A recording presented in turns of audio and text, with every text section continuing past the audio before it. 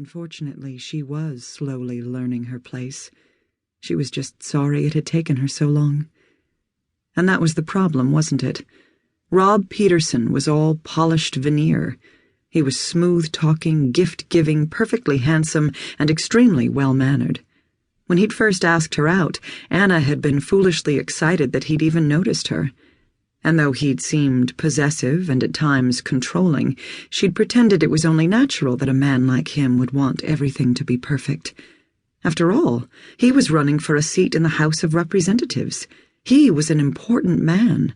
A lot of people thought so. As weeks turned to months, she'd quit her job and took another one, a silly position at an insurance company where she didn't have to work full-time. Rob had asked that she'd be available at a moment's notice to attend fundraisers and society galas. When he took her shopping and paid cash for a closet full of designer dresses, skirts, and shoes, she'd pushed aside her own feelings for the clothes, even though she would have usually never worn skirts so form-fitting, necklines so low, or heels so high. After all, those things were important to Rob, and the clothes were so much nicer than anything she'd ever owned. But now Rob wasn't going to let her go. She knew it, and he knew it. Now her cheek knew it too. She was trapped. As she sat across from him, felt his gaze on her, noticed that her cheek was swelling, Anna knew there was only one thing to do. She had to get away.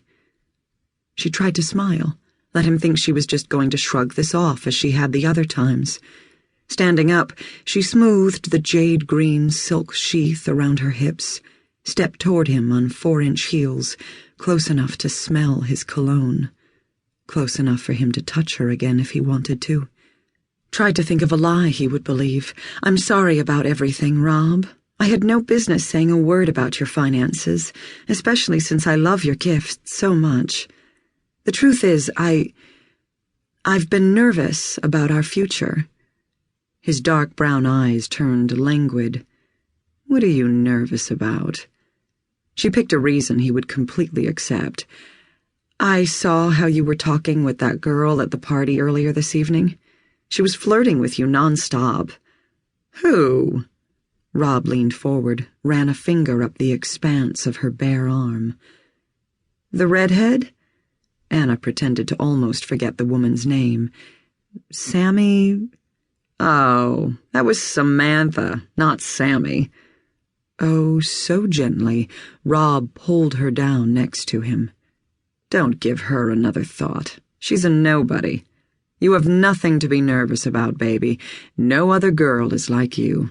I get compliments on those pretty green eyes of yours almost every day." Anna looked down so he wouldn't see the emotion she was trying so hard to conceal, but just as firmly, Rob tilted her chin up so they were almost eye to eye. Almost tenderly, he wiped away a stray tear from her cheek.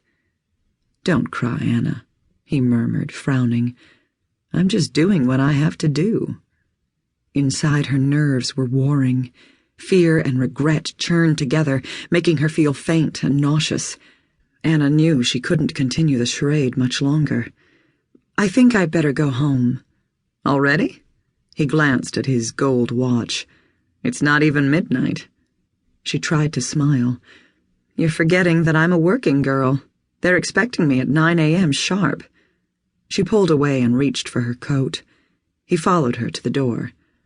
"As soon as we're engaged, you can quit," he murmured as he helped her slip on the black wool coat over her shoulders. After fastening the top button, he leaned closer and grazed his lips across her ear. "Then your time will be all mine." Her heart was pounding. "I know it will. I'll see you tomorrow, Rob." Just as he leaned close to kiss her, his cell phone rang. Looking at the screen, Rob grimaced. "I've got to get this, Anna. Sorry." She slipped out. There were 20 steps to the car. She just had to make it 20 steps. With every ounce of effort, Anna walked slowly, her back straight, her head high, just as if Rob was watching from the window. 10 more feet. 2 more. She slid into her sedan, turned on the ignition, placed the car in reverse, slowly edged the car down the driveway.